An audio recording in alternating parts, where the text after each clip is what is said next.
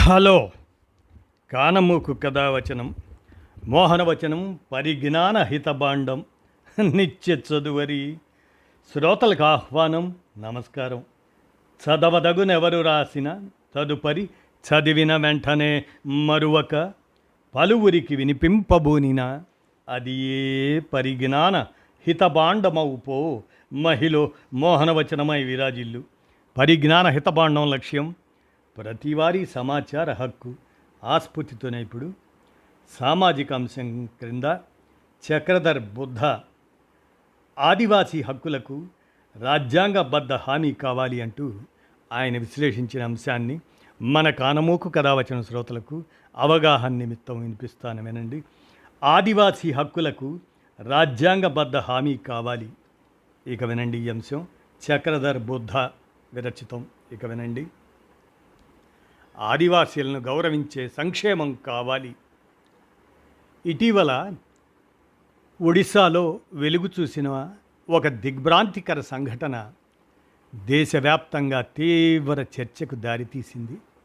జితు ముండా అనే వృద్ధ ఆదివాసీ మరణించిన తన సోదరి ఖాతాలోని కొద్దిపాటి డబ్బు కోసం చివరకు ఆమె అస్థిపంజరాన్ని బ్యాంకు దాకా తీసుకురావాల్సి వచ్చింది. పైకి ఇది సాధారణ బ్యాంకింగ్ సమస్యలా కనిపించినా వాస్తవానికి ఇది చాలా పెద్ద సంక్షోభానికి సంకేతం. నెలల తరబడి మరణ ధృవీకరణ పత్రం రాకపోవడం, ఆధార్ లేకపోవడం వల్ల రేషన్ లభించకపోవడం, వృద్ధాప్య పింఛన్ రాకపోవడం, అడుగడుగునా తమ పేదరికాన్ని అర్హతను నిరూపించుకోవాల్సిన ఒత్తిడి, ఇవన్నీ కలిసి ఆయన కనీస మానవ గౌరవాన్ని పక్కన పెట్టి వ్యవస్థ ముందుకు రావాల్సిన దయనీయ పరిస్థితిని సృష్టించాయి.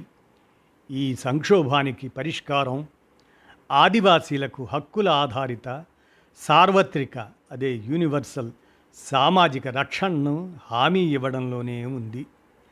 సామాజిక సంక్షేమ పథకాల అమల్లో రెండు ప్రధానమైన విధానాలు లక్షిత విధానం టార్గెటింగ్ వర్సెస్ సార్వత్రిక విధానం యూనివర్సాలిటీ.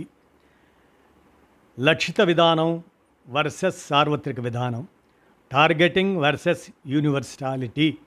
ఉదాహరణకు వృద్ధాప్య పింఛన్లనే తీసుకుంటే లక్షిత విధానంలో 67 దాటిన వారిని గుర్తించాక ప్రభుత్వ డేటాబేస్ల ద్వారా వారి ఆర్థిక స్థితిని అంచనా వేస్తారు.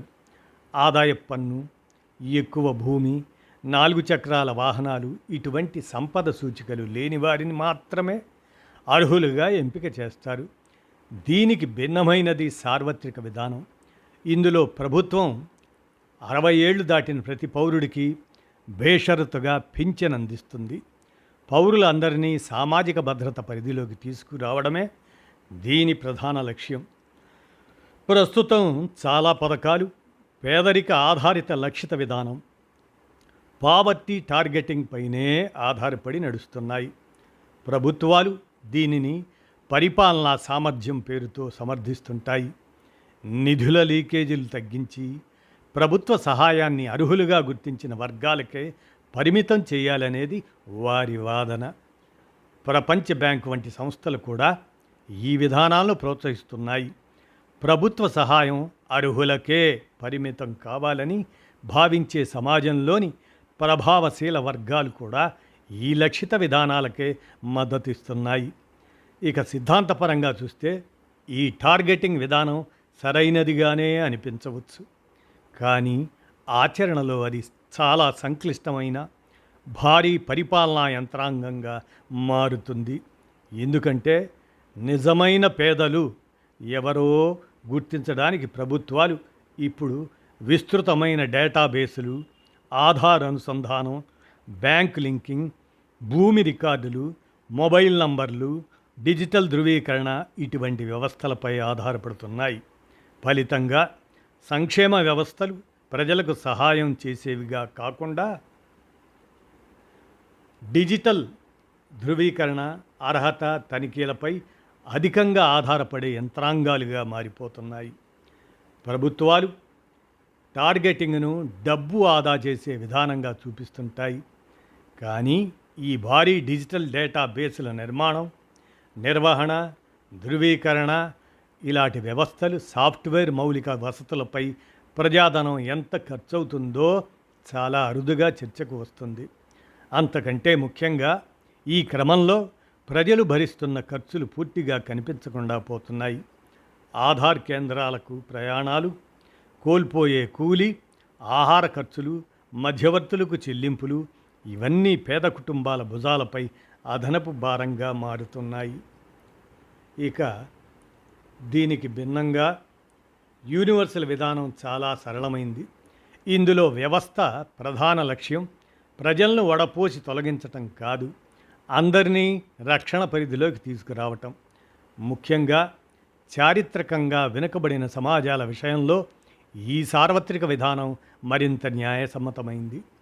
సాధారణ ప్రజలకే ఈ వ్యవస్థలు ఇంత క్లిష్టంగా మారుతుంటే ఇక ఆదివాసీ సమాజాల విషయంలో పరిస్థితి మరింత దుర్భరంగా మారుతుంది. ఎందుకంటే ప్రతి వ్యక్తికి స్థిరమైన డాక్యుమెంట్లు, బ్యాంకు ఖాతాలు, ఇంటర్నెట్, మొబైల్ కనెక్టివిటీ ఉన్నాయనే ఊహతో డిజిటల్ వ్యవస్థలు పనిచేస్తాయి. కానీ ఆదివాసీల జీవిత వాస్తవాలు చాలా భిన్నంగా ఉంటాయి. గతంలో ఆదివాసీ సంక్షేమం అనగానే షెడ్యూల్డ్ ఏరియాలు, అడవులు, భూమితో ముడిపడి ఉండేది.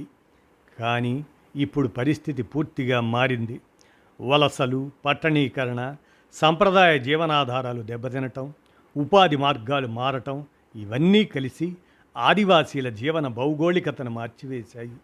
చాలామంది ఆదివాసీలు ఇప్పుడు షెడ్యూల్డ్ ఏరియాలకు వెలుపల, పట్టణాల అంచుల్లో లేదా అనధికారిక కాలనీల్లో అస్థిర జీవితం గడుపుతున్నారు.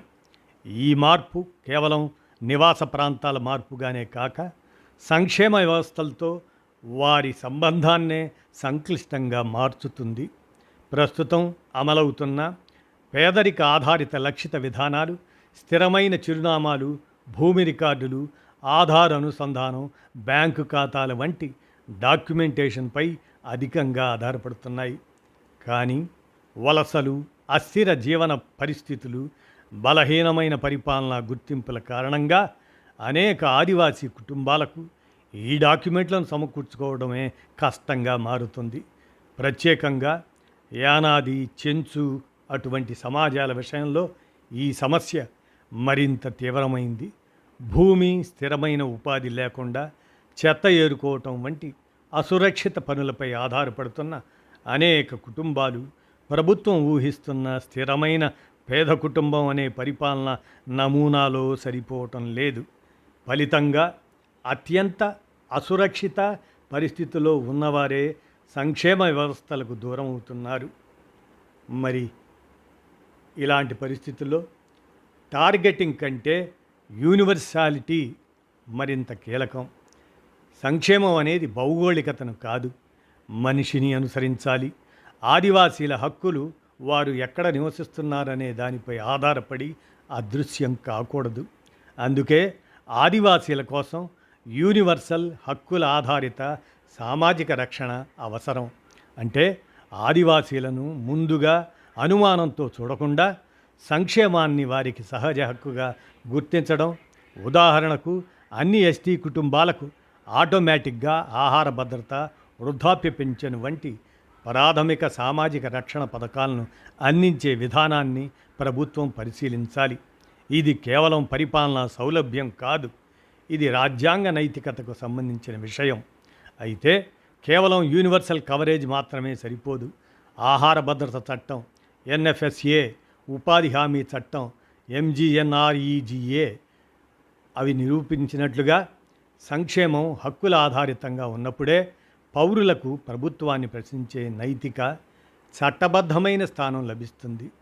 సామాజిక రక్షణ హక్కుల ఆధారితంగా లేకపోతే అది ప్రభుత్వాల ఇష్టానుసార మార్పులకు, పరిపాలనా పరిమితులకు లోనవుతుంది. ఆదివాసీలను కేవలం లబ్ధిదారులుగా కాకుండా హక్కులు కలిగిన పౌరులుగా గుర్తించినప్పుడే నిజమైన సామాజిక రక్షణ సాధ్యమవుతుంది. ఆదివాసీల సంక్షేమంలో టార్గెటింగ్ విధానం వల్ల అసలైన పేదలే నష్టపోతున్నారు. అనర్హులకు లబ్ధి చేకూరినా పర్వాలేదు, కానీ అర్హులు మాత్రం ఏమాత్రం దూరం కాకూడదు. అనర్హులను కత్తిరించటం, టార్గెటింగ్ లక్ష్యమైతే, అర్హులను హక్కును చేర్చుకోవటం సార్వత్రిక, అదే యూనివర్సల్ విధానం దాని ఉద్దేశం కూడా. అటవీ హక్కుల చట్టం స్వయంగా ఆదివాసీలపై జరిగిన చారిత్రక అన్యాయాన్ని అధికారికంగా గుర్తించింది. కానీ ప్రస్తుత డిజిటల్ టార్గెటింగ్ ఆధారిత సంక్షేమ వ్యవస్థలు మాత్రం ఆదివాసీ జీవిత వాస్తవాలను పేదరిక డేటాగా కుదిస్తూ వాటిని సమగ్రంగా అర్థం చేసుకోలేకపోతున్నాయి. భారత రాజ్యాంగ పీఠిక ప్రతి పౌరుడికి సామాజిక, ఆర్థిక, రాజకీయ న్యాయం అందిస్తామని హామీ ఇస్తుంది.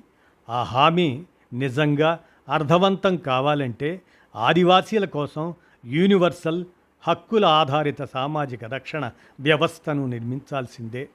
సంక్షేమం అనేది అనుమానంతో వడపోసే వ్యవస్థగా కాకుండా ఆదివాసీలను హక్కులు కలిగిన పౌరులుగా గౌరవంతో రక్షించే రాజ్యాంగబద్ధమైన హామీగా మారాల్సిన సమయం ఆసన్నమైంది అంటూ చక్రధర్ బుద్ధ, వీరు సీనియర్ పరిశోధకులు, లిప్టెక్ ఇండియా సంబంధించిన వారు అందజేసిన ఈ అంశం ఆదివాసీ హక్కులకు రాజ్యాంగబద్ధ హామీ కావాలి అంటూ విరచించిన ఈ అంశాన్ని మన కానమోకు కథావచన శ్రోతలకు అవగాహన నిమిత్తం వినిపించాను. విన్నారుగా, ధన్యవాదాలు.